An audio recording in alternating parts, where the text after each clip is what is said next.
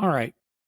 I want to talk about something that's really probably considered pretty basic, but a lot of people forget about it. And it's something I see on the river all the time, and that's stagnation.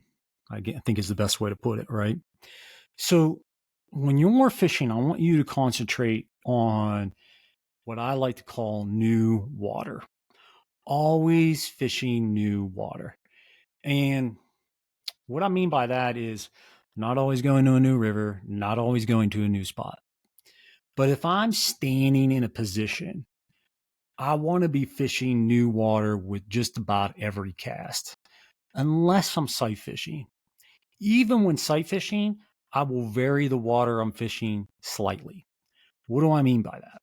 Okay, I'm standing in the river. 30 feet in front of me is a rock, and there's a couple seams around it, etc.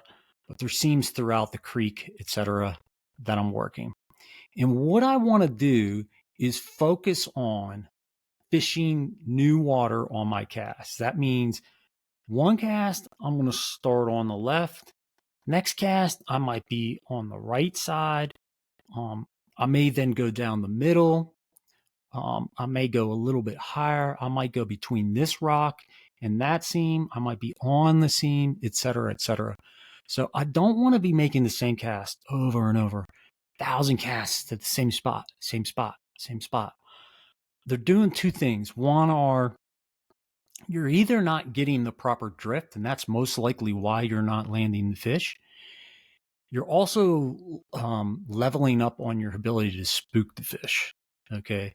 So same spot, same spot, same spot. Fish gets spooked, fish goes down. It's not going to want to eat.